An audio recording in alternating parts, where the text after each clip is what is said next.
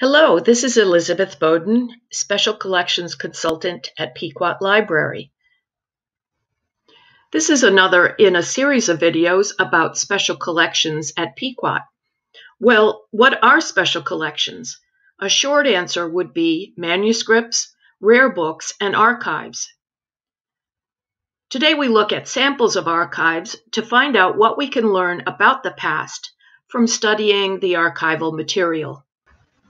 Here's an example of archival material in paper form entitled Record of Work Accomplished During Month of July 1894 and submitted by librarian Josephine Heydrick. Well, let's remember that Pequot was first opened in March of 1894.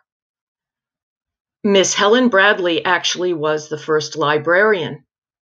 However, Miss Helen Bradley resigned in May of 1894 because she considered the lifting of boxes of books to be too strenuous.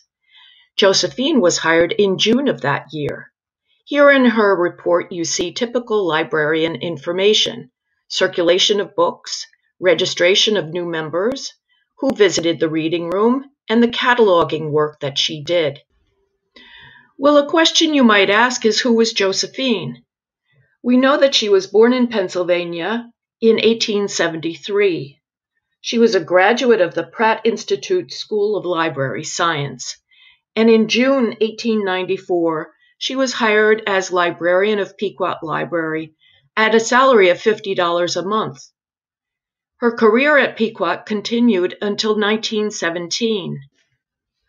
Another question we could ask is, what did Josephine do? And in the archives, we find this inkwell, which she probably used, because all of the work at that time was done by hand and in ink. There were no computers, laptops, iPhones, not even a typewriter. Here's a gadget Josephine would have used as well. This is an embosser that will emboss the name of Pequot Library on a front page of every new book added to the shelves in the library. Thanks to a gift by Mary Hull Wakeman in 1898, these are the stacks in which Josephine would have worked. You see, they look a little bit different than today. Here you see another item from the archives. This one published in the Southport Chronicle in May of 1895, another report of Josephine's that would have been seen by the public in their evening newspaper. But wait, what's going on with the title? It says Record of Work Accomplished During the Month of April 1865. That's almost 30 years before Josephine started. So in archives, you can find interesting errors as well as good information. So just by working with archival material, we learned a lot about Josephine Heydrick, who was born in 1873 in Pennsylvania and started her career at Pequot in 1894. At the same time, we know that the Reverend William Henry Hollingman was a major figure in Pequot Library, since he was the primary advisor to the founders, Virginia and Elbert Monroe, and a major philanthropist, Mary Catherine Hull Wakeman, in the purchases that they decided to make for the library.